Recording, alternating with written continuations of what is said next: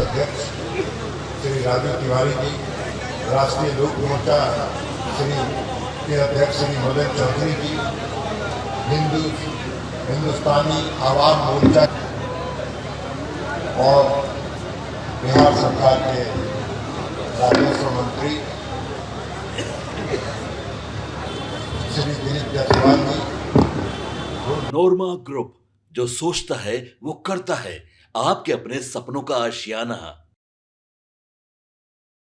कल जब अचानक नीतीश कुमार जदयू कार्यालय पहुंचे थे तो वहां ललन सिंह भी मौजूद थे और ललन सिंह को लेकर के कई तरह की बातें भी हुई थी। हालांकि ललन सिंह के साथ नीतीश कुमार ने बातचीत की, उसके भी कुछ वीडियो आए थे और ललन सिंह नीतीश कुमार के पीछे पीछे दिल्ली से लौट करके आए थे। हालांकि दिल्ली में नीतीश कुमार और ललन सिंह की मुलाकात हुई हो ऐसी कोई तस्वीर सामने नहीं आई है, लेकिन पटना पहुंचते ही सबसे पहले नीतीश कुमार के सामने ललन सिंह आए और इसके बाद अब एक नई कहानी सामने आ गई है। आपको बता दें कि नीतीश कुमार के दिल्ली प्रवास के दौरान भारतीय जनता पार्टी के किसी भी नेता से कोई मुलाकात नहीं होना और अपने नेताओं के साथ भी कोई विशेष मंत्रणा नहीं होने की बात सामने आ रही है। कहा यह जा रहा है कि नीतीश कुमार जिस कार्यक्रम के लिए गए थे उस कार्यक्रम में शामिल हुए और सुबह होते ही वो दिल्ली से पटना के लिए रवाना हो गए। इस बीच में कई तरह की चर्चाएं भी हुई थी। 17 तारीख को नीतीश कुमार को दिल्ली में, चूँकि वो अपनी निजी हवाई जहाज़ से, निजी हेलीकॉप्टर से वहाँ गए थे, निजी चार्टर प्लेन से वो गए थे, लेकिन इन सारी चीज़ों के साथ आपको बता दें कि दिल्ली में क्या कुछ चल रहा है, दिल्ली में के राजनीतिक गलियारे में और एनडीए के भीतर, एनडीए के घटक दल के सबसे बड़े दल भारतीय जनता पार्टी दिल्ली में किस तरह की बातें कर रही है, ये संजय झा और ललन सिंह से बेहतर कोई नहीं जान सकता है। आने वाला भविष्य क्या होगा एनडीए का, इसको लेकर के जब संशय की स्थिति उत्पन्न होती है तो जदयू के लोग ललन सिंह और संजय झा की तरफ देखना शुरू करते हैं कि आखिर एनडीए का क्या होगा। क्या नीतीश कुमार भारतीय जनता पार्टी के साथ रहेंगे या नहीं रहेंगे। अब इस बात का फैसला ललन सिंह और संजय झा के चेहरे को देख करके किया जाएगा। ललन सिंह कल जिस तरह से नीतीश कुमार के सामने नजर आए थे और आज ललन सिंह ने जिस तरह की बातें लखीसराय के मंच से कही है, उससे साफ होता है कि एनडीए का भविष्य क्या होने वाला है। सुनिए ललन सिंह क्या कह रहे हैं और इसके मायने यदि आपको समझ में आ जाए तो हमें भी कमेंट बॉक्स में ज़रूर बताइएगा।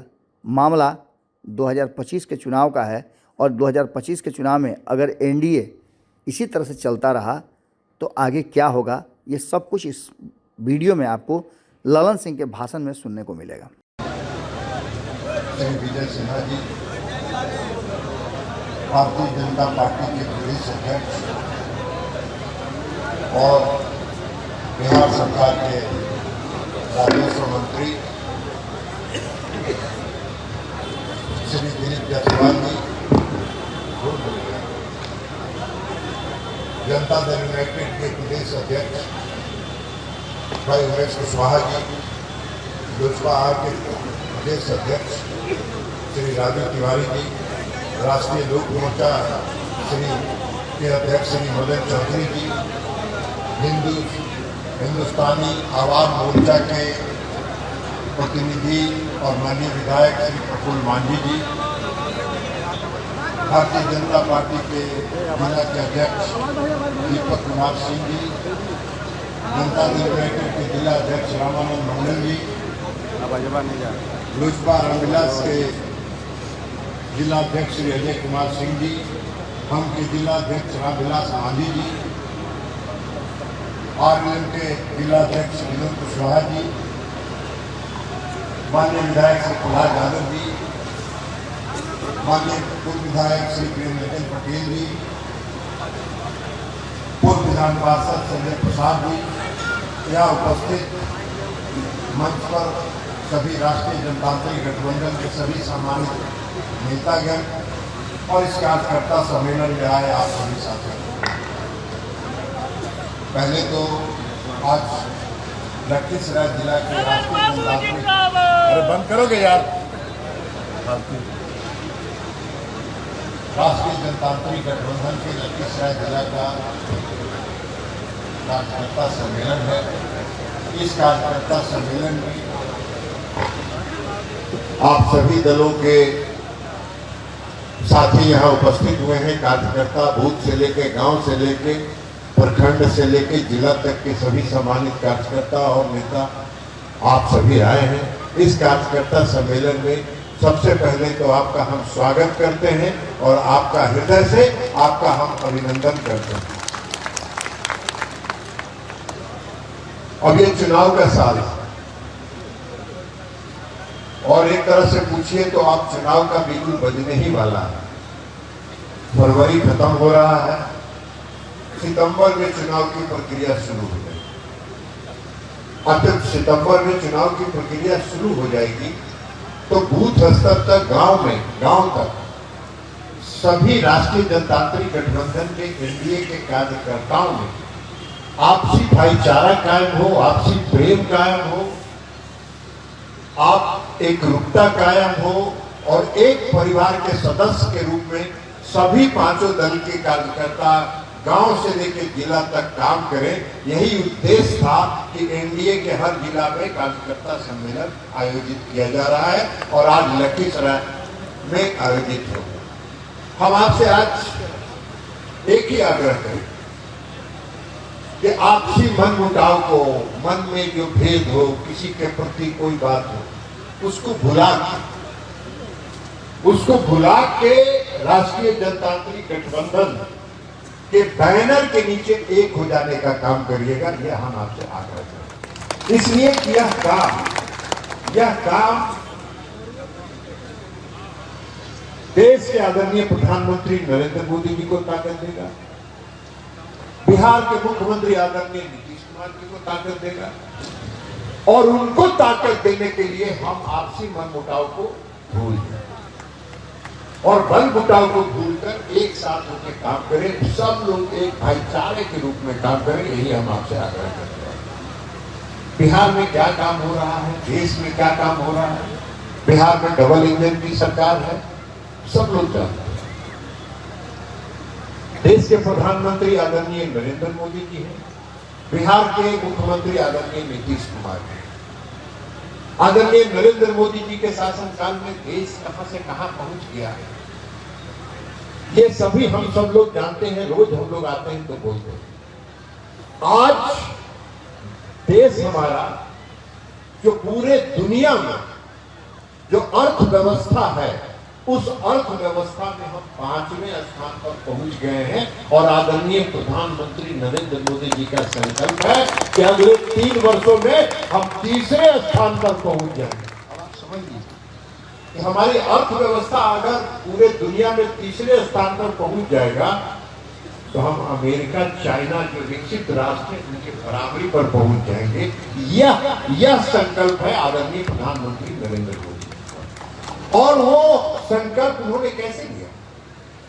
आज देश का जो विकास हो रहा है, देश में जो विकसित भारत की कल्पना है, नरेंद्र मोदी जी का ध्यान ऐसा नहीं है कि नरेंद्र मोदी जी जो देश के प्रधानमंत्री हैं उनका ध्यान सिर्फ एक क्षेत्र पर रहता है। देश के प्रधानमंत्री, हम लोग तो उनके कैबिनेट के सदस्य हैं और मंत्रिमंडल में सदस्य होने के नाते उनकी बात को सुनते हैं।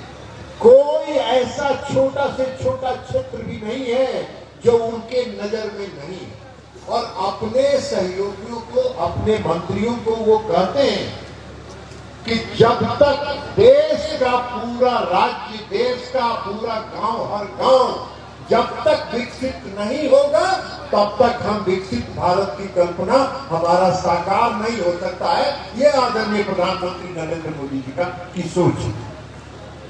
आज बिहार की सरकार काम कर रही है और बिहार की सरकार को जो केंद्र से मदद मिलना चाहिए, पूरा खजाना खोल के बिहार को मदद किया जाए। बिहार में पिछले बजट में भी, बिहार के पिछले बजट में भी बिहार को सौगात दिया। कई सड़कें, NH सड़क, फिर 35 बक्सर से लेके भागलपुर तक सड़क, पटना से लेके पूर्णिया तक सड़क, ये सारी घोषणाएं। और इस साल के बजट में भी आदरणीय प्रधानमंत्री जी के नेतृत्व में जो सरकार है, बजट भाषण में पूरे जो दक्षिण बिहार है, दक्षिण बिहार, उत्तरी बिहार का, नॉर्थ बिहार के में बाढ़ का जो प्रभावित इलाका है, मधुबनी, दरभंगा, उस इलाके के लिए कोसी को मजबूत करने के लिए, पश्चिमी कोसी नहर को स्ट्रेंथन करने के लिए पूरी योजना की घोषणा हुई। मधुबनी में मखाना बोर्ड का घोषणा हुआ। इसके अलावा पटना का जो IIT है उसको सुदृढ़ करने का निर्णय हुआ। बिहार में 3 ग्रीनफील्ड हवाई अड्डा बनाया जाएगा।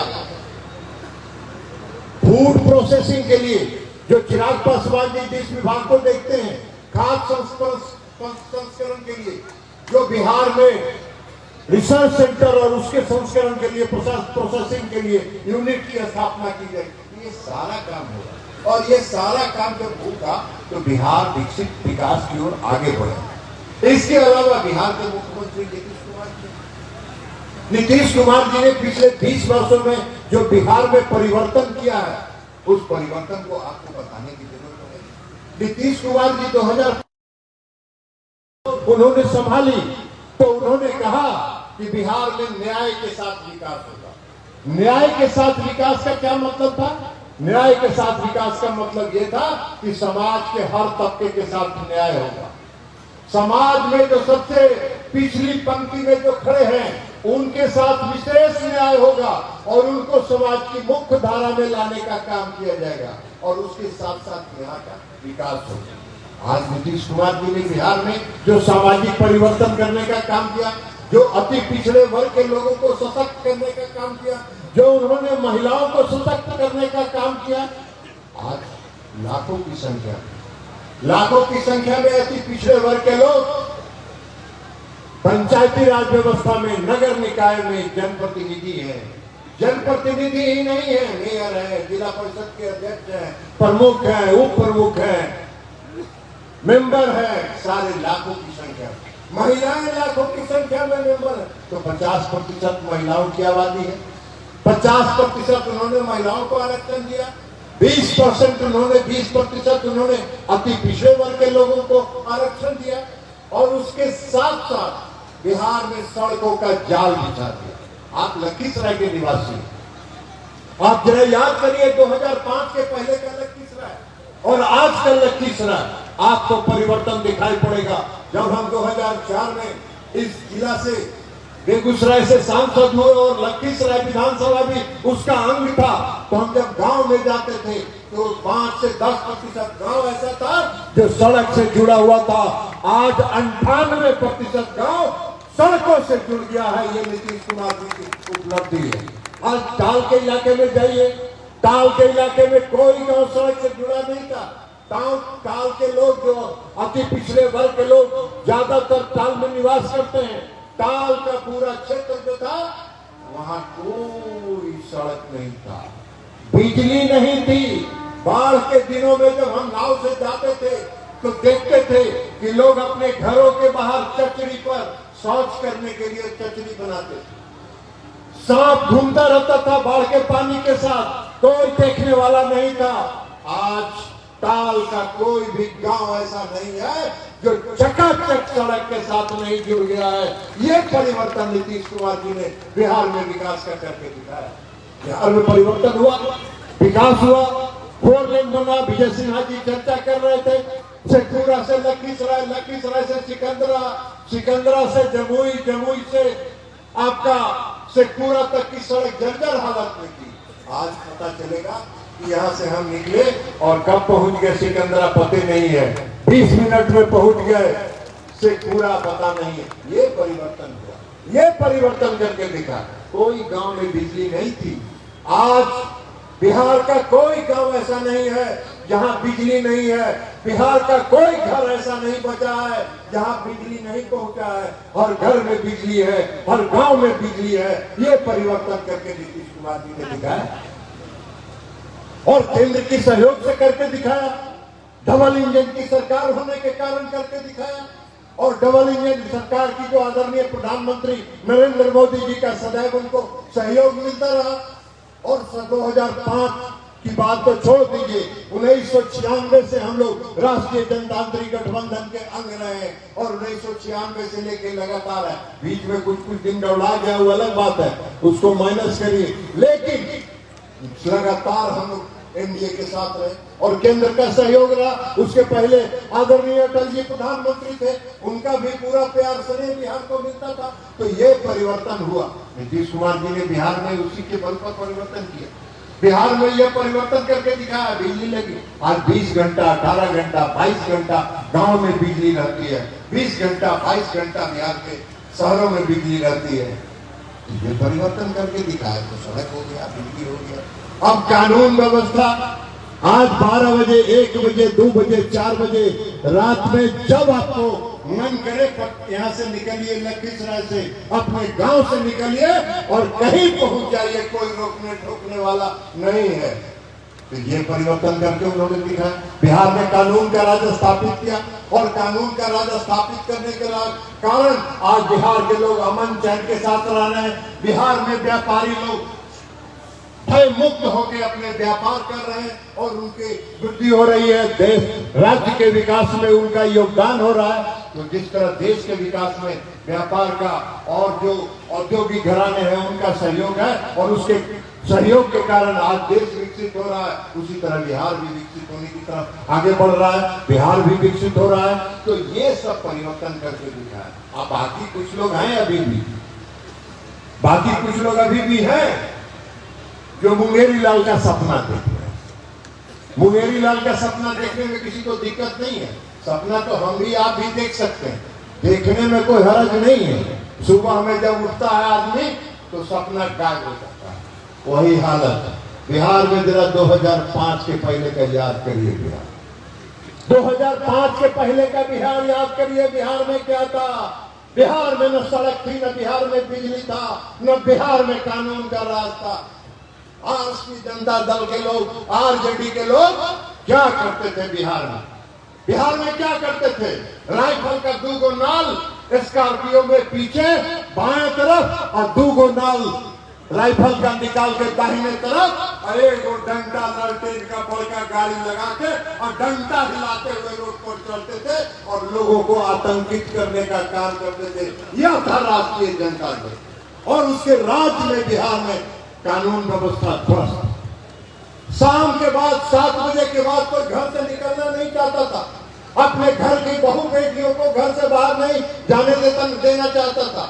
अगर कोई व्यक्ति किसी काम से शहर गया हुआ है तो जब तक वो लड़का घर वापस नहीं आता था तब तक घर के अभिभावक लोग दरवाजे पर अपने बच्चों का इंतजार करते थे कि पता नहीं रास्ते में क्या अनहोनी हो गया। तो ये बिहार का राज था। बिजली तो कहीं थी ही नहीं। बिजली से क्या मतलब था? कहीं तार था तो उस पर लोग कपड़ा सुखाते थे, कहे कि बिजली तो आना ही नहीं है। और कभी बिजली अगर 1-5 मिनट के लिए आ गया तो दिवाली लोग मनाने लगते थे और 10 मिनट में जब चला गया तो फिर पता नहीं कब आएगा। ये सब तो 2% 4% गांव में बिजली थी। तो ये बिहार का हालत है, ये बिहार की स्थिति थी। कल हम जनता दल के प्रदेश कार्यालय में गए थे।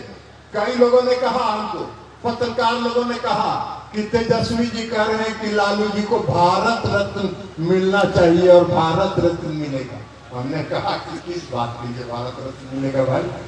बिहार को बर्बाद करने के लिए 90 से लेकर 2005 तक बिहार का जो हालत उन्होंने करके रखा था, इसके लिए उनको भारत रत्न मिलेगा। उनको इस बात के लिए रत्न मिलेगा कि बिहार के पूरे विकास को ध्वस्त कर दिया। लालू जी का राज हम लोग को याद है। वो कहते थे कि अरे सड़क बन जाएगा तो लोग, गांव का लोग इतना एडवांस हो जाएगा कि कोई हमको वोट काहे के लिए देगा जी? हमको एडवांस हो जाएगा, तेज हो जाएगा, शहर घूमने लगेगा तो हमारा वोट काहे के लिए देगा? छोड़ो, रोड बनवाने का क्या जरूरत। ये हालत था। बाढ़ आती थी, हर साल बिहार में बाढ़ आती थी। और बिहार में बाढ़ जब आती थी तो उत्तर बिहार के लोग बाढ़ से प्रभावित होते थे। लालू जी से कोई पूछता था कि पूरा उत्तर बिहार में बाढ़ आ गया, लालू जी कहते थे अरे बाढ़ आ गया था बढ़िया ना भाई, बाढ़ में नदी के साथ बढ़िया बढ़िया मछली आ जाता है और मछली मार के गरीब सब खाएगा, कितना मजा लेगा। बाढ़ में क्या मतलब? ये सोच था, ये सोच था। तो हमने कहा कि इसीलिए उनको भारत रत्न मिलना चाहिए क्या? बिहार की कानून व्यवस्था को ध्वस्त करने के लिए भारत रत्न मिलना चाहिए क्या? बिहार को बिहार के बिहारी लोग अगर कहीं देश में जाएं और बिहारी कहना अपमान का विषय है, ये सोच के जब जहां कोई जाते थे देश में कहीं और कहते थे कि हम बिहार से आए हैं, लोग नफरत की निगाह से उनको देखते थे। ये लालू जी का राज था और इसके लिए उनको आज नीतीश कुमार जी के राज में क्या है? नीतीश कुमार जी के राज में बिहार में कहीं देश के नहीं, छोड़ दीजिए दुनिया के किसी कोने में चले जाइए, दुनिया के किसी कोने में चले जाइए और कहिए कि हम नीतीश कुमार जी के राज्य से आए हैं। अगर आपको इज्जत और सम्मान नहीं दे तो हम राजनीति करना छोड़ देंगे। ये परिवर्तन करके नीतीश कुमार जी ने दिखा दिया। तो आज बिहारी कहलाना सम्मान का विषय। तो हमने कहा जो बिहार के लोगों को, बिहारियों को अपमानित कराने का काम करते थे, इसलिए उनको भारत रत्न मिलना चाहिए। इस बात के लिए भारत रत्न मिलना चाहिए। तो ये हालत था, क्या था उनके आरजेडी के राज में, जिस अति पिछड़े वर्ग के लोगों को नीतीश कुमार जी ने सशक्त करने का काम किया। अति पिछड़े वर्ग के लोगों को 20% का पंचायती राज व्यवस्था में और नगर निकाय में आरक्षण देकर सशक्त करने का काम किया। उस अति पिछड़े वर्ग के लोग राष्ट्रीय जनता दल के जो उनके अताताई थे, वो उन्हीं लोगों को धमका के और डरा के रखते थे। और नीतीश कुमार जी के राज में अति पिछड़े वर्ग के लोग सर उठा के जीते हैं और सीना तान के सड़क पर चलते हैं। यह नीतीश कुमार जी ने करके दिखाया। तो आज इसको आगे बढ़ाना है, आज इस काम को आगे बढ़ाना है। जो काम नीतीश कुमार जी ने किया, जो काम आदरणीय प्रधानमंत्री नरेंद्र मोदी जी कर रहे हैं, तो इस काम को अगर आगे बढ़ाना है तो हम लोग को एकजुट होकर 2025 के चुनाव के लिए तैयार रहना होगा। 2025 का चुनाव बिहार के लिए और इस देश के लिए बहुत महत्वपूर्ण है। और देश के तो आज तक सबसे लोकप्रिय प्रधानमंत्री आदरणीय नरेंद्र मोदी जी। आप देखे नहीं, दिल्ली में भी चुनाव हुआ, और दिल्ली में जब चुनाव हुआ तो आम आदमी पार्टी कैसे ध्वस्त हो गई। और आम आदमी पार्टी अगर ध्वस्त हो गई तो एक बात जान लीजिए, हम लोग भी दिल्ली के चुनाव में घूम रहे थे। जो बिहार के लोग और पूर्वांचल के लोग हैं, उन्हीं लोगों ने आम आदमी पार्टी को नकार दिया और नकार के फिर से भारतीय जनता पार्टी को मजबूत करने का काम किया। तो ये काम हुआ। हम लोग जाते थे, दिल्ली में घूम रहे थे, लोग पूर्वांचल के लोग, बिहार के लोग, दरभंगा के लोग, लखीसराय के लोग, मुंगेर के लोग, भागलपुर के लोग यह कहते थे कि सर इतने 11 साल 10 साल बिता दिया अरविंद केजरीवाल, वहां जब कोई समस्या आता है तो कहता है केंद्र हमको सहयोग नहीं कर रहा। अरे इधर लड़ाई में करते और पैसा नहीं है, केंद्र पैसा नहीं दे रहा, और दो पन्ना का जो विज्ञापन अखबार में छपवाता, अपना फोटो चमकाता, उसका पैसा कहां से आता? उसका कहां से पैसा आता? नीतीश कुमार जी जब बिहार में मुख्यमंत्री बने थे, लोग कहते थे कि बिहार में जब नीतीश कुमार जी 2005 में मुख्यमंत्री बने थे तो उसमें किसकी सरकार थी? देश मनमोहन सिंह जी की सरकार। नीतीश कुमार जी ने लड़ाई का रास्ता नहीं चुना, नीतीश कुमार जी ने बिहार के विकास का रास्ता चुना और बिहार को विकसित करके उन्होंने दिखा दिया है कि हमको बिना लड़े हुए अपने फल बूटे पर कैसे कर सकते। हमने कहा कि जब लालू जी का राज था तब बिहार का बजट 25,000 और 28,000 करोड़ रुपया पर होता था, और नीतीश कुमार जी के राज में आज इस साल का बजट 2,70,000 या 72,000 करोड़ का है। कितना का है विजय बाबू? 2,72,000 करोड़ का बजट है। तो कहाँ 28,000 और कहाँ 2,72,000 करोड़? उनका नीतीश कुमार जी के पास पैसा का कोई गाछ है क्या? पैसा का गाछ नहीं है। नीतीश कुमार जी एक एक पाई जो राज्य के खजाने में आता है उसको बिहार के लोगों के हित में खर्च करने का काम करते हैं। और लालू जी के राज में जो बिहार का खजाना से पैसा, बिहार के खजाने में पैसा आता था, वो चारा घोटाला में, अलकतरा घोटाला में, तो लालटेन घोटाला में, तो स्लेट घोटाला में, इस घोटाले में पैसा खपत हो जाता था और सब लालू जी का पेट में पहुंच जाता। तो ये परिवर्तन है, तो ये नीतीश कुमार जी का। नीतीश कुमार जी, हम सबों को गर्व है इस बात का कि बिहार के मुख्यमंत्री आदरणीय नीतीश कुमार जी एनडीए के नेता हैं और एनडीए के नेता होने के कारण हम सबों को इस बात का गर्व है कि आज तक नीतीश कुमार जी ने पूरे दुनिया में ईमानदारी और देश के प्रधानमंत्री आदरणीय नरेंद्र मोदी जी ने पूरे दुनिया में ईमानदारी की मिसाल कायम की है और ईमानदारी के मिसाल के बल पर आज बिहार और देश आगे बढ़ रहा है। तो इसलिए हमारे दो नेता और हमारे दोनों नेता आज ईमानदारी का उदाहरण है, ईमानदारी के पूरे दुनिया में उदाहरण है। और इस ईमानदार दो नेताओं के नेतृत्व में बिहार में एनडीए गठबंधन की सरकार 2025 में फिर बने और अति पिछड़े लोगों को खास करके, अति पिछड़े वर्ग के लोगों को हम खास करके कहेंगे, अति पिछड़े वर्ग के लोगों से हम हाथ जोड़ के विनती करेंगे कि बहुत तरह का भ्रम फैलाएगा राष्ट्रीय जनता दल की तरफ से। आपको भी सबसे ज्यादा अगर राष्ट्रीय जनता दल के राज में और लालू प्रसाद और श्रीमती राबड़ी देवी के राज में अगर सबसे ज्यादा कोई प्रताड़ित था तो अति पिछड़े वर्ग के लोग प्रताड़ित है, जिनको नीतीश कुमार जी ने सशक्त करने का काम किया। बहुत तरह के भ्रम आपके बीच फैलाया जाएगा, उन भ्रमों में मन नहीं पड़ना है। नीतीश कुमार जी आपकी ताकत है और आप नीतीश कुमार जी की ताकत है और दोनों ताकत अगर एक साथ मिलकर खड़ा रहेंगे तो बिहार में किसी माई का लालसा का साहस नहीं है कि बिहार की सत्ता की तरफ आंख उठा कर भी देख सके, उसकी तरफ लालसा नहीं, उसको पूरा लक्षणाभूत बिहार की जनता कर देगी। यही आग्रह और अपील करने के लिए आपसे आए। और एक बात अंत में हम आपको कह के अपनी बात खत्म करें। देखिए, जो 18 साल 20 साल 25 साल 28 साल के नौजवान हैं, उन नौजवान ने लालू जी का राज नहीं देखा, न लालू जी का राज देखा, न राबड़ी जी का राज देखा, जहां न सड़क थी, न बिजली थी, न कानून व्यवस्था था। जब उन्होंने होश संभाला तो नीतीश कुमार जी के राज में होश संभाला। और जब नीतीश कुमार जी के राज में उन्होंने 20 साल के अंदर होश संभाला और देखा तो बिहार में सड़क भी है, बिहार में बिजली भी है, बिहार में कानून व्यवस्था भी है, सब। तो उनको लगता है कि ऐसा ही बिहार था। हम नौजवानों को कहेंगे सतर्क हो जाओ भैया, और अपने घर में उनसे आग्रह करेंगे कि भैया सतर्क हो जाओ।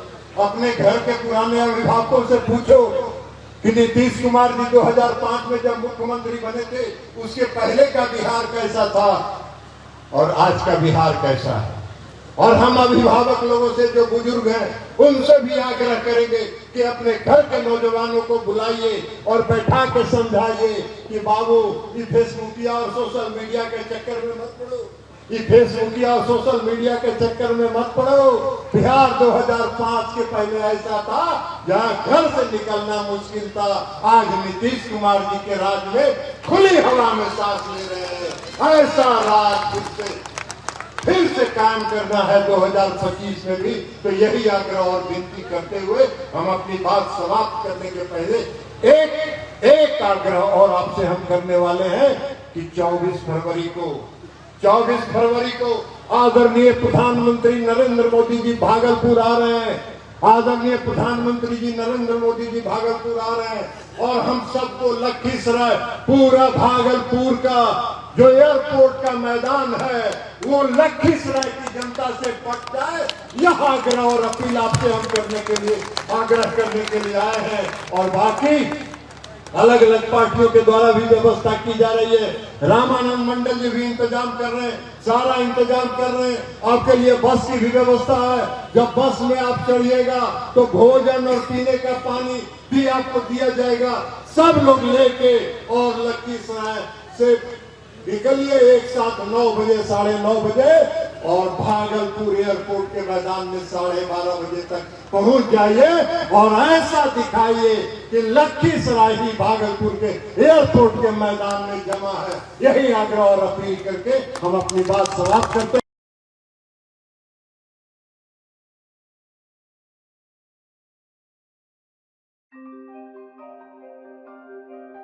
आपके सपनों को हमने सजाया है, ई होम्स पैनोरामा को हमने बनाया है। ई होम्स मेरा एक सपना था जिस पे मैं पिछले 4 साल से काम कर रहा था। हमने जो बनाया है वो सबने है माना। ई होम्स पैनोरामा में हो आपका भी आशियाना। और फाइनली हमने 2021 में इस प्रोजेक्ट को लॉन्च किया। बहुत लोग अप्रिशिएट कर रहे हैं कि पूर्णिया जैसे शहर में, बिहार के, एक तो बिहार की बात करें उसमें भी पूर्णिया जैसे छोटे जगह में इस तरह का लाइफस्टाइल देना, ये सुन के हम लोगों को बहुत अच्छा लगता है। ई होम्स में हमने कुछ और भी किया है, जैसे हम जिस जगह में रह रहे हैं हमारे फैमिली सिक्योर हो, उनको सिक्योरिटी का ध्यान में रखा है। आपकी सुविधा और सुरक्षा आपके लिए खास है, ये आपका विश्वास है। इसमें आर्टिफिशियल इंटेलिजेंस का 7 लेयर सिक्योरिटी का हमने इस्तेमाल किया है। लस ग्रीन कैंपस को बनाया है। यदि हमारा बाउंड्री वाल है तो वो वर्टिकल गार्डन है। ये जितनी भी फैसिलिटी होता है एक इंटरनेशनल टाउनशिप में, ई होम्स है, ये हम लोग विश्वास नहीं कर पा रहे हैं। जो भी हमारे मित्र दोस्त या जो भी हमारे बाहर के बाहर आते हैं तो हम लोगों को बहुत अच्छा सुनने को मिलता है और बहुत अच्छा क्रेडिट मिल रहा है। वो सारा हमने सिर्फ एक बिल्डिंग नहीं बनाया, हमने एक बहुत अच्छा लाइफस्टाइल दिया ई होम्स में, और मेरा एक सपना था जिसको मैं आज फुलफिल होते हुए देख पा रहा हूँ। ये आपका आवास है। ई होम्स पैनोरामा में अब आपका निवास है। E homes Panorama, luxurious lifestyle redefined. Panorama group, जो सोचता है वो करता है। अगर ये वीडियो पसंद आई और वह बिहार के राजनीति और बिहारियत से सरोकार रखेनी तो सब्सक्राइब बटन दबा के चैनल के सब्सक्राइब कर ली। ओजे एगो घंटी बा, ओकरा बटन दबा देला से कुल सटीक और मारक खबर रुआ मुफ्त में मिल जाई। अगर रुआ पत्रकारिता के हमनी के नया प्रयोग में सहयोग कर चाहतानी तो ज्वाइन बटन दबा दी। पेटीएम नंबर नोट कर ली 9386816700।